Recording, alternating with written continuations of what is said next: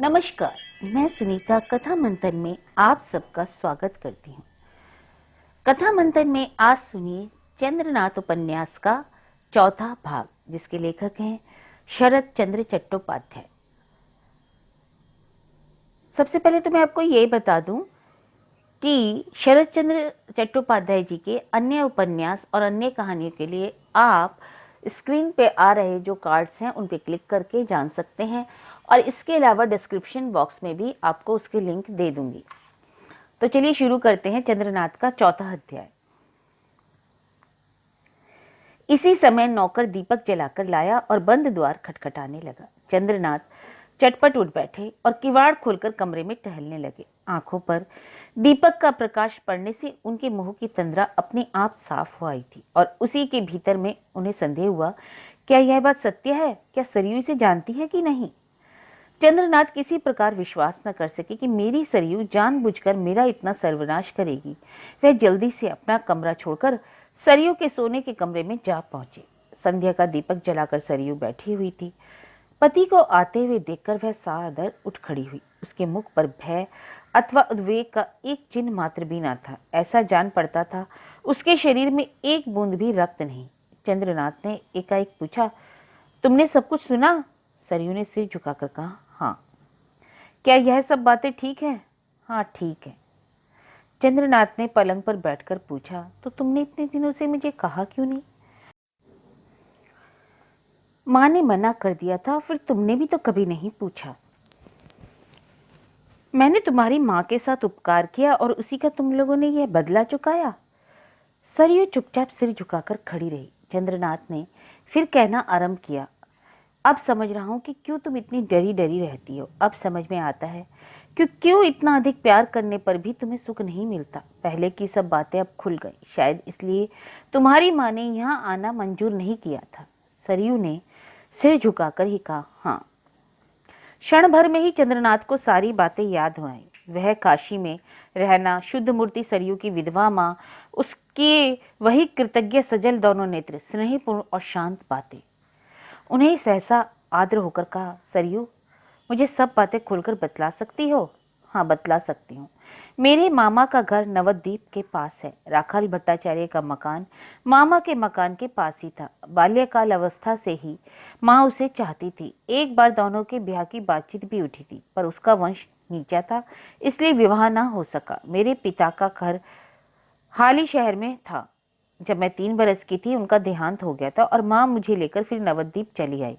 उसके बाद जब मैं 3 बरस की थी तब मेरी माँ मुझे लेकर। उसके बाद? चंद्रनाथ ने पूछा।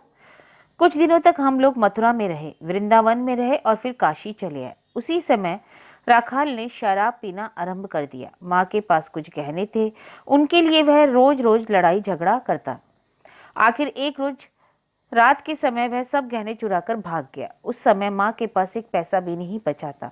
हम लोगों ने 7-8 दिन तक भीख मांगकर किसी प्रकार अपना गुजारा किया। उसके बाद जो कुछ हुआ वह तो आप जानते ही हैं। चंद्रनाथ के मस्तक में मानो आग जल उठी। वह सरयू के झुके हुए मुख की ओर क्रूर दृष्टि से देखते हुए बोले, छी छी छी, तुम ऐसी हो सरयू? सब कुछ जानबूझकर तुमने मेरा सर्वनाश किया। मैं तो कभी स्वप्न में भी यह बात नहीं सोच सकता था कि तुम महापापिष्ठा हो। सरयू की आंखों से टप टप आंसू गिरने लगे। वह निशब्द सिर झुकाए खड़ी रही। चंद्रनाथ यह नहीं देख सके कि सरयू रो रही है। उन्होंने और भी कठोर होकर पूछा, अच्छा, अब इसका उपाय? सरयू ने आंसू पोंछते हुए धीरे से कहा, जो आप बतलाओ। अच्छा, तो फिर मेरे पास आओ। सरयू चली आई। चंद्रनाथ ने मजबूत मुट्ठी से उसका हाथ पकड़कर कहा, लोग कहते हैं कि मैं तुम्हें छोड़ दूं, पर मुझसे इस बात का साहस नहीं है। मुझे तुम पर विश्वास नहीं रह गया है। मैं सब बातों पर विश्वास खो चुका हूँ। बात की बात में सरयू के उतरे हुए पीले चेहरे पर एक प्रकार की लाली दौड़ गई। उसकी आंसुओं से भरी हुई और मलिन आंखें क्षण भर में चमक उठी। उसने पूछा, तुम्हें मेरा विश्वास नहीं है? नहीं, बिल्कुल नहीं, तुम सब कुछ कर सकती हो। सरयू ने अपने पति के मुंह के पास अपना मुंह लाकर अविचलित स्वर में कहा, यह तो तुम जानते हो कि तुम मेरे कौन हो। एक दिन तुमने मुझसे कहा था कि मेरे मुंह की ओर अच्छी तरह देखो। आज मैं भी कहती हूँ कि तुम एक बार मेरे मुंह की तरह अच्छी तरह देखो। मैं उपाय बतला देती हूँ, सुनोगे? हाँ, सुनूंगा। बताओ क्या उपाय है? यदि मैं जहर खा लूं तो उपाय हो जाएगा? चंद्रनाथ की मुट्ठी और भी दृढ़ हो गई ताकि सरयू कहीं भाग ना जाए। उन्होंने कहा, हाँ यह उपाय हो सकता है। तुम विष खा सकोगी? हाँ खा सकूंगी। खूब सावधानी से खाना, खूब छिपाकर। हाँ ऐसा ही होगा। आज ही? ठीक है, आज ही सही। जब सरयू ने देखा कि पति उठकर जाना चाहते हैं, तब उसने उनके दोनों पैर पकड़कर कहा, मुझे आशीर्वाद नहीं दोगे? चंद्रनाथ ने ऊपर की ओर देखकर कहा, अभी नहीं, जब तुम चली जाओगी, जब तुम्हारा मृत शरीर जलकर राख हो जाएगा, तब आशीर्वाद दूंगा। सरयू ने पैर छोड़कर कहा, वही करना। चंद्रनाथ के जाते समय एक बार फिर उठी, दरवाजे की ओर पीठ करके मार्ग करके बोली, मेरे विष खाने से तुम पर कोई विपत्ति तो नहीं आएगी? बिल्कुल नहीं। लोग किसी प्रकार का संदेह तो नहीं करेगा? लोग संदेह तो अवश्य करेंगे, पर रुपए देकर उनका मुंह बंद कर दूंगा। मैं अपने बिछौने के नीचे एक चिट्ठी लिखकर रख जाऊंगी, उसे सब लोगों को दिखला देना। चंद्रनाथ ने पास आकर सरयू के सिर पर हाथ रखकर कहा, ऐसा ही करना। चिट्ठी अच्छी तरह लिखना और उसके नीचे अपना नाम स्पष्ट अक्षरों में लिख देना, ताकि कोई यह ना समझे कि मैंने तुम्हारा खून किया है। हाँ, और एक बात, तुम अंदर से किवाड़ और खिड़कियां खूब अच्छी तरह से बंद कर लेना, जरा भी कोई शब्द बाहर ना आने पाए जिससे मुझे कुछ सुनाई पड़े। सरयू ने दरवाजा छोड़कर जमीन पर सिर रखकर एक बार पति को प्रणाम किया, उसके पैरों की धूली अपने माथे से लगाई और कहा, अच्छा अब जाओ। यह कहते ही उसके मन में न जाने क्या संदेह पैदा हुआ। उसने हाथ पकड़कर कहा, नहीं, जरा और ठहर जाओ। फिर दीपक पास ले जाकर पति का चेहरा अच्छी तरह देखा, कांप उठी। चंद्रनाथ की दोनों आंखों में पागलों के समान एक अमानुषिक तेज ज्योति झकझक कर रही थी। चंद्रनाथ ने पूछा, मेरी आंखों में क्या देख रही हो सरयू? कुछ नहीं। अच्छा जाओ। चंद्रनाथ धीरे धीरे बाहर निकल गए। वह जाते समय बड़बड़ाने लगे, यह ठीक है, आज ही। उस रात को जब सरयू अपने कमरे में लौटकर आई, तब रो पड़ी और मनी मन कहने लगी, मैं तो किसी प्रकार विष खा नहीं सकूंगी। यदि मैं अकेली होती तो मर सकती थी, पर मैं तो अब अकेली नहीं हूँ। मैं तो माँ हूँ। माँ होकर संतान की हत्या किस प्रकार कर सकूंगी? इसलिए वह मर ना सकी। फिर भी उसे इस बात में तनिक भी संदेह नहीं रह गया कि अब उसके सुख के दिनों का बिल्कुल अंत हो गया है। आधी रात के समय चंद्रनाथ सहसा अपनी पत्नी के कमरे में जा पहुंचे और सब कुछ सुनकर आवेग से उसे छाती में चिपटा लिया। वह बार बार कहने लगे, नहीं सरयू, तुम ऐसा काम कभी मत करना, कभी मत करना। पर इससे अधिक वह उसे और कोई आश्वासन नहीं दे सके। उन्हें अपने इतने बड़े और विशाल भवन में उसके रहने के लिए कोई कोना भी ढूंढे नहीं मिला जिसमें वह अपना मुंह छिपाकर बैठ सकती थी। वह इस बात को भी कल्पना न कर सके कि सारे गांव में कहीं नाम मात्र के लिए भी ममता है, जिसके आश्रय में पड़कर वह अपने गर्म आंसुओं की एक बूंद भी पहुंच सके। सरयू ने बहुत कुछ रो धोकर 7 दिन का समय मांग लिया। अब भादों के यही अंतिम 7 दिन वह अपने स्वामी के आश्रय में रहकर हमेशा के लिए निराश्रिता और मार्ग की भिखारिन हो जाएगी। घर से कुत्ते बिल्ली भी नहीं निकाले जाते इस समय, अन्यथा गृहस्थ का अमंगल होता है। इसलिए सरयू का निवेदन स्वीकृत हो गया। एक दिन उसने अपने पति का हाथ पकड़कर कहा, मेरे भाग्य में जो कुछ लिखा है वह भोग लूंगी, इसके लिए तुम जरा भी दुख ना करो। तुम मुझे जैसी अभागिनी को अपने घर में लाकर तुमने अनेक कष्ट सहे, पर अब और अधिक नहीं। मुझे विदा करके तुम फिर संसारी बन जाना। तुम ऐसी सुंदर गृहस्थी का बिगाड़ मत डालना। चंद्रनाथ सिर झुकाकर चुपचाप रह गए। उन्हें अच्छा या बुरा कोई जवाब ही न सूझता। हाँ, उन्हें यह ख्याल अवश्य होता कि आजकल सरयू अधिक बोलने लगी है, कुछ अधिक बोलने लगी है। इतने दिनों तक तो उसके मन में जो बहता वह अब नहीं रहा। 2 दिन पहले मुंह ढककर कृत्रिम मुखावरण सा डालकर रहा करती थी। यदि साधारण हवा भी चलती तो डर जाती, इसलिए कि कहीं वह छद्म आवरण खिसक कर गिर ना पड़े और सच्ची बात प्रकट ना हो जाए। उसका वह भय अब चल गया। अब निर्भय होकर बातें कहती। इस जीवन में उसके पास जो कुछ था, उसका पति, उसका सर्वस्व और समाज की अदालत ने डिग्री जारी करके नीलाम करा लिया। अब वह ऋण मुक्त सर्व स्वयंहीन सन्यासिनी है। इसलिए अब वह अपने पति के साथ स्वच्छंद रूप से बातें करती है। मित्र के समान, शिक्षक के समान उपदेश देकर निर्भीक भाव से अपनी सम्मति प्रकट किया करती है। उस रात के समय दोनों ने ही एक दूसरे को क्षमा कर दिया। चंद्रनाथ ने उसे विष खाने के लिए मजबूर किया था। उनकी इस आत्मग्लानि ने सरयू के सब दोष ढक दिए। दूसरे दिन प्रातः काल ही हर काली एक कागज पर टिकट लगाकर अपने पति से उस पर जाने क्या ऊटपटांग बातें लिखा रही थी। ब्रजकिशोर ने एक बार पूछा, यह लिखने से क्या होगा? हर काली ने घुड़का, यदि तुममें कुछ बुद्धि होती तो यह बात पूछते नहीं। पहले तो एक बात मेरी तुमने सुनी नहीं, मानी नहीं, इसलिए इतना सब कुछ हुआ। अब फिर कभी किसी बात में अपनी अकल ना लड़ाना। हरकाली ने जो जो कहा वह सब बृष किशोर ने सुबोध बालक के समान लिख दिया। जब लिखना समाप्त हो गया तब हरकाली ने उनके हाथ से कागज लेकर आदि से अंत तक पढ़ा और सिर हिलाकर कहा, हाँ ठीक लिखा है। बृज किशोर चुप रहा। तीसरे पहर वही कागज लेकर हरकाली सरयू के पास पहुंची और बोली, बहू इस कागज पर अपना नाम लिख दो। कागज हाथ में लेकर सरयू ने हरकाली से पूछा, क्यों? मैं जो कहती हूँ वही करो। क्या मैं यह भी नहीं सुन सकती कि मैं इस पर क्यों अपना नाम लिखूं? हरकाली ने मुंह भारी बनाकर कहा, बेटी यह सब तुम्हारे ही भले के लिए है। जब तुम यहाँ नहीं रहोगी तब हम लोग इस बात की खोज खबर लेने नहीं जाएंगे कि तुम कहाँ और कैसी हो। इसलिए बेटी तुम चाहे जहां और जिस तरह रहो, तुम्हें खाने के लिए हर महीने 5 रुपए मिलते रहेंगे। यह कोई बुरी बात है? सरयू अपना बुरा भला समझती थी। उसने यह भी समझ लिया कि इस हितेशिणी के हृदय में मेरा हित कहाँ तक छिपा है, परंतु जिसकी प्रसाद के समान अट्टालिका ढहकर नदी में गिर पड़ी हो, वह थोड़ा सा काठ कबाड़ा या ईंट पत्थर बचाने के लिए नदी से झगड़ा नहीं करना चाहता। सरयू ने यही सोचा। उसने एक बार हरकाली के मुख की ओर देखा। फिर यह वही दृष्टि थी जिससे हरकाली अपने अंतःकरण से घृणा करती, डरा करती थी। आज भी वह उस दृष्टि को सहन न कर सकी। उसने आंखें नीची करके कहा, बहू हाँ मामी लिखे देती। सरयू ने कलम उठाकर कागज पर अच्छी तरह से अपने हस्ताक्षर कर दिए। आज आश्विन की द्वितीया है। आज ही सरयू के जाने का दिन है। प्रातःकाल से ही बहुत अधिक वर्षा हो रही है। हरकाली को इस बात की चिंता होने लगी कि कहीं ऐसा न हो जाए कि आज भी उसका जाना रुक जाए। दिन भर सरयू घर की सब सामग्री संभाल संभाल कर ठिकाने से रखती रही। उसके मूल्यवान वस्त्र आदि अलमारियों में बंद किए, गहने लोहे के संदूक में बंद करके उसमें ताला लगा दिया और तब वह पति को बुलाने के लिए आदमी भेजकर आप जमीन पर लौटकर बिलक बिलक कर रोने लगी। घर छोड़ने का समय जितना समीप आता उसका कलेश उतना ही अधिक असहनीय होता जाता। वह समझती कि जिस प्रकार उसने ये 7 दिन काटे थे उसी प्रकार आज का दिन नहीं कटेगा। उसे इस बात की शंका होने लगी, कहीं आज आखिरी दिन मेरा धैर्य न छूट जाए। कहीं ऐसा न हो कि चलने के समय मैं दुत्कारे गए भिखारी की भांति दिखूं।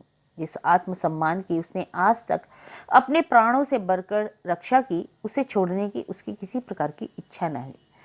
जब चंद्रनाथ आए तब सरयू आंसू पहुंचकर उठ बैठी। उसने कहा, आओ आज मेरे जाने का दिन है। उस समय भी उसकी आंखों की पलकें भीगी हुई थी। चंद्रनाथ दूसरी ओर देखते रहे। सरयू ने पास आकर कहा, ये तालियां लो, जब तक दूसरा ब्याह न कर लो तब तक ये चाबियां किसी और को मत देना। चंद्रनाथ ने रूंधे हुए कंठ से कहा, कहीं रख दो। सरयू ने चंद्रनाथ को खींचकर उनका मुंह अपनी ओर कर लिया और कहा, तुम क्यों रो रहे हो? चंद्रनाथ को मालूम हुआ यह बहुत बड़ी बात कही गई है। सरयू ने तुरंत ही उनकी आंखों से आंसू पोंछते हुए आदर पूर्वक कहा, याद करो मैंने आज तक कभी तुमसे कोई हंसी मजाक तो नहीं किया, इसलिए आज चलते चलते यह जरा सा मजाक कर लिया, नाराज मत होना। फिर कहा, जो कुछ था सब बंद करके अलमारी में रख दिया है। देखो इस बात का ध्यान रखना कि मेरी एक भी चीज नष्ट ना हो। चंद्रनाथ ने देखा कि बिना जेवरों के सरयू के हाथों में कांच की 4-5 चूड़ियों के सिवा और कुछ नहीं है। सरयू की इस मूर्ति उन्होंने उनकी आंखों में छेद कर दिए। यह क्या देख रहे हैं? आज 2 गहने पहनकर जाने का प्रस्ताव करके क्या यह देवी की उस प्रतिमूर्ति का अपमान करे? सरयू ने गले में आंचल डालकर उन्हें प्रणाम किया, उनके चरणों की धूल लेकर माथे से लगाई और कहा, मेरे चले जाने पर दुखी ना होना। मैं ये जानती हूँ कि इसमें तुम्हारा कोई दोष नहीं है। चंद्रनाथ अब तक सहन में खड़े थे, अब सहन ना हो सका। अब वहां से भाग खड़े हुए। संध्या से पहले ही गाड़ी जाती थी। स्टेशन जाना था। पानी बरस रहा था। घर के पुराने और बूढ़े गुमाश्ता जी अंगोछे में 2-1 कपड़े बांधकर कोचवान के पास जा बैठे। उस समय उन्हें सीता जी की कथा याद आ गई, इसलिए उनकी आंखों से आंसुओं की धारा बहने लगी। उन्होंने आंसू पोंछते पोंछते मन ही मन कहा, हे भगवान, मैं नौकर हूँ, इसलिए क्या मुझे यह दंड मिल रहा है? चलते समय सरयू ने हरकाली के मन का भाव समझकर उसे बुलाया और प्रणाम किया। उसके पैरों की धूली माथे पर चढ़ाते, मामी जी मेरा बक्स एक बार देख लें। हरकाली कुछ चौंक गई, बोली, नहीं नहीं रहने दो। इतने में ही टीन का बक्स अपने आप खुल गया। उसने हरकाली की दृष्टि आकर्षित कर ली। उसके लिए लोभ का रोक पाना असंभव था। उसने तिरछी निगाह से देखा। बक्स में 2-1 जोड़ी साधारण कपड़े, 2-3 पुस्तकें, कागज में लपेटी हुई 2 तस्वीरें और 2-1 दूसरी चीजें हैं। सरयू ने कहा, बस यही है। हरकाली धीरे से वहां से खिसक गई। संध्या से पहले ही सरयू गाड़ी पर जा बैठी। कोचवान ने गाड़ी हाँक दी। गाड़ी फाटक से निकलते ही जल्दी जल्दी चलने लगी। दूसरे खंड की खिड़की खोलकर मणिशंकर ने यह सब देखा। आज उन्हें सहसा ख्याल हुआ आया कि यह काम अच्छा नहीं हुआ है। सारी रात मणिशंकर को नींद नहीं आई। रात भर उनके कानों में गाड़ी के चलने का गंभीर शब्द गूंजता रहा। प्रातःकाल वह पलंग पर से उठकर बाहर आए। आते ही उन्होंने देखा कि दरवाजे पर एक अपरिचित बहुत ही दीन वेश में ऊँघता सा बैठा है। पास पहुंचते ही वह उठकर खड़ा हो गया और बोला, मैं एक पथिक हूँ। जब मणिशंकर वहां से चलने लगे तब उसने पुकार कर पूछा, क्या मणिशंकर बाबू का मकान यही है? जी हाँ। क्या आप बतला सकते हैं कि उनसे किस समय भेंट हो सकेगी? जी बोलिए, मेरा ही नाम मणिशंकर है। उसने नमस्कार करके कहा, मैं आप ही के पास आया हूँ। मणिशंकर ने उसे सिर से पैर तक कई बार देखते हुए कहा, क्या तुम काशी से आ रहे हो? जी हाँ। रुपए के लिए आए हो? जी हाँ। मणिशंकर ने मुस्कुराकर कहा, तुमने क्या समझा था कि मैं तुम्हें रुपए दे दूंगा? उस आदमी ने सिर हिलाकर कहा, जी नहीं, हरिदयाल जी ने मुझसे कह दिया है कि आप मेरा रुपए पाने का इंतजाम कर सकते हैं। मणिशंकर ने बाहें सिकोड़कर कहा, मैं इंतजाम कर दूंगा, पर जरा अंदर आओ। दोनों एक कमरे में अंदर आकर किवाड़ बंद करके बैठ गए। मणिशंकर ने पूछा, तो ये सब बातें क्या बिल्कुल सत्य हैं? जी हाँ, बिल्कुल सत्य। इतना कहकर उस आदमी ने कई पत्र निकाले। मणिशंकर ने उन सब पत्रों को आदि से अंत तक पढ़कर कहा, तो इसमें बहू का क्या दोष है? जी नहीं, उसका दोष नहीं है, किंतु माँ के दोष के कारण लड़की भी तो दूषित हो गई है। परंतु जो स्वयं दोषी नहीं है उसे क्यों व्यर्थ विपत्ति में फंसाते हो? क्या करूं, इसके सिवा कोई उपाय नहीं है। रुपए के लिए मैं सब कुछ कर सकता हूँ। मणिशंकर ने कुछ देर तक सोचकर कहा, देखो भाई, यदि यह बदनामी फैल गई तो मेरे लिए भी बहुत लज्जा की बात होगी। चंद्रनाथ मेरा भतीजा है। राखाल दास ने सिर हिलाकर दृढ़ता पूर्वक कहा, मैं क्या करूं, निरुपाय हूं। यह बात तो तुम्हारी शक्ल से ही मालूम पड़ती है। अच्छा, यदि मान लो कि मैं अपने पास से तुमको रुपया दे दूं तो यह तो और अच्छा रहेगा। मुझे फिर चंद्रनाथ के पास जाने की तकलीफ ही ना उठानी पड़ेगी। लेकिन इसकी क्या गारंटी है कि तुम रुपए पाते ही गांव छोड़कर चले जाओगे और किसी पर यह बात प्रकट ना करोगे? हाँ, मेरा विश्वास कीजिए। कितने रुपए चाहिए? कम से कम 2000। मणिशंकर ने बाहर जाकर अपने नायब लक्ष्मी नारायण को बुलाया और उनसे 2-3 बातें कही। इसके बाद उन्होंने फिर अंदर आकर संदूक खोला। उसमें से 1000-1000 रुपए के 2 नोट निकालकर राखाल दास के हाथ में देते हुए कहा, यहाँ से 10 कोस पर सरकारी खजाना है, वहीं जाकर इन नोटों को भुना लेना और यहीं कहीं पर नहीं भुन सकेंगे ये नोट। और अब फिर कभी इस और मत आना। मैं तुमसे खुश नहीं हूँ, इसलिए यदि अब कभी इस और आए या आने का नाम लोगे तो जीवित ना लौट सकोगे, इसे याद रखना, मैं पहले ही कह देता हूँ। राखाल दास चला गया और बहुत तेजी से चलता हुआ तीसरे पहर शहर में जा पहुंचा। उस समय कचहरी बंद थी, इसलिए उसका काम ना हो सका। दूसरे दिन ठीक समय पर राखाल दास ने खजांची के पास पहुंचकर उनके सामने नोट रख दिया और कहा, ये नोट भुना दीजिए। खजांची ने दोनों नोटों को उलट पुलट कर देखा और उससे कहा, बैठो। इसके बाद वह बाहर निकल गया और पुलिस के एक दरोगा को साथ लिए हुए आ पहुंचा। राखाल दास को दिखाते हुए बोला, इसके पास चोरी के नोट हैं। जमींदार मणिशंकर बाबू का आदमी कहता है कि इस आदमी ने कल सवेरे भीख मांगने के बहाने उनके घर में घुस गया और दी दोनों नोट चुराकर चलता बना। नोटों के नंबर भी मिलते हैं। राखाल दास ने कहा, मुझे तो स्वयं मणिशंकर जी ने ये नोट दिए हैं। अच्छा, यह बात अदालत में जाकर कहना। समय आने पर राखाल दास अदालत में पहुंचा। उसने हाकिम से कहा कि जिसके नोट हैं उन्हीं से पूछने पर सब बातें आप खुल जाएंगी। जिस दिन मुकदमा डिप्टी साहब की अदालत में पेश हुआ उस दिन मणिशंकर जी ने वहां उपस्थित होकर हलफ देकर बयान दिया कि मैंने अपने जीवन में आज तक इस आदमी को कभी नहीं देखा। ये दोनों नोट मेरे ही बक्से में थे, मैंने इसको ना दिए हैं। राखाल दास अपने आप को बचाने के लिए बहुत सी बातें कहना चाहता था। उनमें से कुछ बातें हाकिम ने लिख ली और कुछ मणिशंकर के वकील मुखबरों ने गड़बड़ करके उड़ा दी। तात्पर्य यह है कि राखाल की बातों पर किसी को विश्वास नहीं हुआ और डिप्टी साहब ने उसे 2 वर्ष के सश्रम कारावास का दंड दे दिया।